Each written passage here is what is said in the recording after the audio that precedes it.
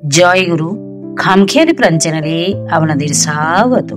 আজ আমরা পড়ব শ্রী শ্রী ঠাকুর মাহাত্ম্য গ্রন্থ থেকে কিছু অংশ। জয় গুরু। বহুদিন প্রবাসে থাকিয়া ও নানা স্থানে ভ্রমণ করিয়া মানুষ যেমন নিজ ভবনে বিশ্রাম করিতে আসি, পুরীতে আসিয়া আমার ঠিক সেই ভাব মনে হইতে লাগিল। মঠ বা আশ্রম সমূহের মতো এখানে কাজকর্মেরও ভিড় নাই। ডাল চাল কিনিয়া পাক করিয়া ঠাকুরের ভোগ লাগানো আর প্রসাদ পাওয়াই এখানকার প্রধান কর্ম। স্থানটি অতি মনোরম ও স্বাস্থ্যকর। ৩ নম্বর গিরিকুটিরে আমাদের বাসা। অতি নির্জন স্থান। অল্প দূরে পশ্চিম দিকে শ্রী শ্রী জগন্নাথ দেবের মন্দির, দক্ষিণ দিকে বিশাল সমুদ্র বৈশাখের দেবগর্জনের মতো অনবরত গর্জিতেছে। কিন্তু এই গর্জন ধ্বনি কর্ণবধিরকারী হইলেও বিরক্ত উৎপাদক নহে। তার মধ্যে আবার ভোরবেলায় নিকটবর্তী ধর্মশালা হইতে উত্থিত মেয়েদের হরে কৃষ্ণ কৃষ্ণ কৃষ্ণ হরে হরে, হরে রাম রাম রাম হরে হরে কীর্তন ধ্বনি সিন্ধুনাদের সঙ্গে মিশ্রিত হইয়া এক অপূর্ব কর্ণামৃত রসায়নে পরিণত হইতেছে। দিন কয়েক সেথায় থাকিয়া দেহটা যেন একটা আদেশবাহী বৃত্তের মতো হইয়া গেল। দিন রাত্রি খাটিতেও রাজি, বসিয়া থাকিতেও আপত্তি নাই, অনিদ্রাতেও অনিচ্ছে নাই এবং সবসময় নিদ্রা যাইতেও প্রস্তুত। আর মনটা যেন একজন অবসরপ্রাপ্ত কর্মচারী, তার আর সেখানে কোনো কাজকর্ম নাই। তবে আমি মধ্যে মধ্যে তাকে খোঁচাইয়া সচেতন রাখিতাম, অর্থাৎ ভাবিতাম ঠাকুর কেন আমাকে নিজের খরচে ও গরজে এখানে নিয়ে আসিলেন। কারণ এখানকার সামান্য কাজকর্মের জন্য যারা আছে দেখিলাম উহাই যথেষ্ট। তবে আমাকে আবার সেবক রূপে আনা কেন? যাক, এই প্রশ্নের মীমাংসা আমার সেই দিনই আপনা হইতেই হইয়া গেল। যেই দিন অনাহূতভাবে অশ্বিনীদা আসিয়া উপস্থিত হইলে পর ঠাকুর হরিদাসকে ডাকিয়া বলিলেন, বিহারীকে আর কোনো কাজকর্মে দিস না, সে খুব দেখাশোনা করুক। এখন অশ্বিনী এসেছে, সেবকেরও অভাব থাকলো না। আর আমাকে ডাকিয়া বিমলার শিক্ষাদান কার্যটি অর্পণ করিয়া কোথায় কি দেখাশোনার আছে নিজেই নির্দেশ করিয়া দিলেন। এবং মধ্যে মধ্যে হরিদাস, মঠে গিয়েছিলি, মুখটা দেখেছিলি, এই প্রকার খবরও নিতে লাগিলেন। পুরীর পঞ্চতীর্থের কথাটাও সর্বপ্রকার ঠাকুরের মুখেই শুনিলাম। কাশীতে পঞ্চতীর্থ আছে, কিন্তু পুরীতেও যে আছে পূর্বে আর কেহ বলে নাই। ঠাকুরের নির্দেশ অনুসারে ওই পঞ্চতীর্থ অর্থাৎ শ্রী শ্রী জগন্নাথ দেবের মন্দির, ইন্দ্রদুম্ন সরোবর, মার্কণ্ডেয় সরোবর, নরেন্দ্র সরোবর ও চক্রতীর্থ দর্শন করিলাম। বাংলার অবতার শ্রী শ্রী চৈতন্যদেবের অনেক লীলা ও লীলাস্থান এখানেই দর্শনযোগ্য বটে। তাহার জন্ম ও আদ্যলীলাস্থান নবদ্বীপ গঙ্গাগর্ভে প্রবিষ্ট হওয়ায় সেখানে আর পূর্বের কিছুই নাই। যাহা আছে সবই কল্পিত, সুরধুনী সৈকতের উপর পুনঃ প্রতিষ্ঠিত। মা সুরধুনী সর্বদা মহাপ্রভুকে দর্শন স্পর্শন করিয়া ও তাহার কীর্তন শুনিয়া তৃপ্ত ও ধন্য হইতেন।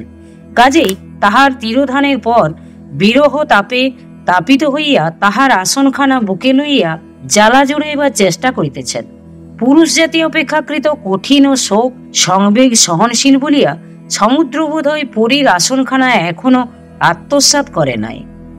তবুও আবেগ ভরে আস্ফালন করিতে ছাড়িতেছেন না। বাসুদেব সার্বভৌমের বাড়ি, রাধাকান্ত মঠ, সিদ্ধ বকুল, টোটা গোপীনাথের বাড়ি ও হরিদাস মঠ ইত্যাদি মহাপ্রভু লীলাস্থান দর্শন করিয়া অতীতের কাহিনী মনে জাগিত ও মনকে তোলপাড় করিত। গৌরীদাস পণ্ডিতের জন্মভূমি কালনার একজন বড় ভাইয়ের সঙ্গে একদিন উক্ত বাসুদেব সার্বভৌমের বাড়িতে গেলাম। তিনি তথায় যাইয়াই প্রাচীন কাহিনী স্মরণ করিয়া ভাবস্থ হইয়া দীর্ঘ সময় পড়িয়া রহিলেন।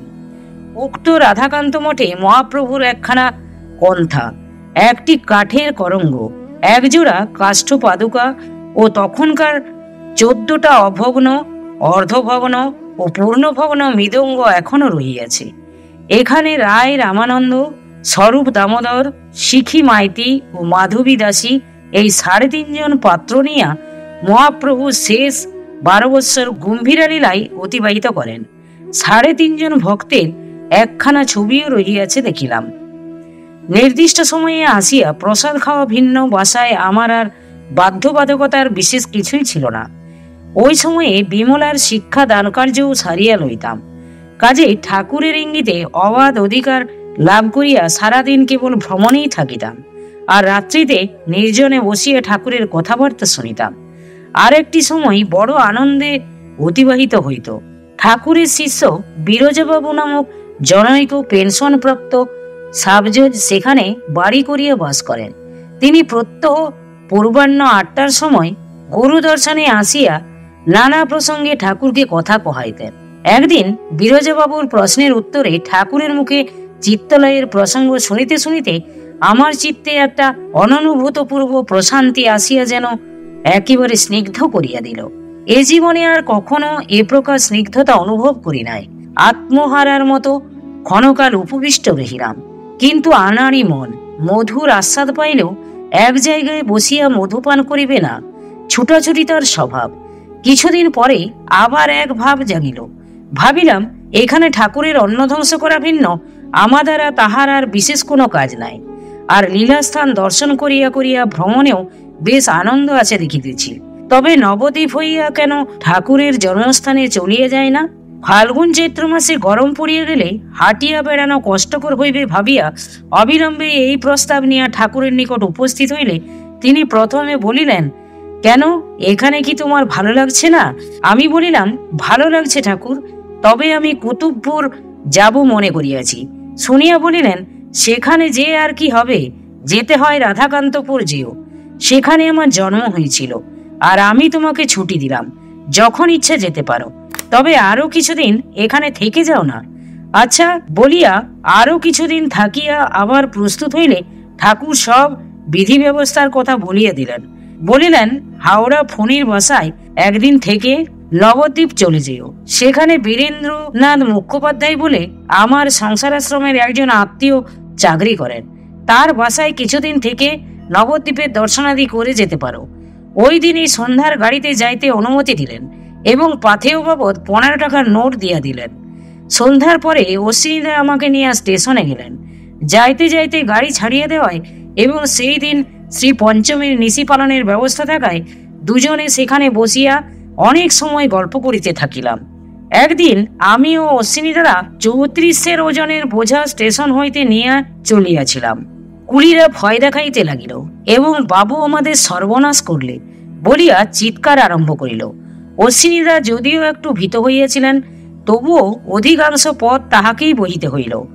আমার অহংকারের ফলে মেরুদণ্ড ভাঙিয়া যাইবার উপক্রম হইয়াছিল। বাসায় গেলে ঠাকুর বোঝা দেখিয়া বিস্মিত হইলেন এবং বলিলেন, নিজে নিজে আনতে হলে 2 ভাগ করে নিলেই হতো, এ যেন 12 নারিকেলে 13 বামুনের ঘাড় ভাঙা। স্টেশনে বসিয়া আমরা এইসব কথা স্মরণ মননে অনেক সময় অতিবাহিত করিয়া পরদিন ভোরের গাড়িতে যাওয়া স্থির করত বাসায় ফিরিয়া আসিলাম। পরদিন আবার ভোরবেলায় রওনা হইয়া স্টেশনের নিকট যাইয়া দেখিলাম কাপড়ের গায়েটে বাঁধা নোটগুলি নাই। বাসা হইতে চলিবার সময় ভালো রকম বাঁধিয়া লইয়াছি। পথে একাধিকবার খোঁজ করিয়াছি।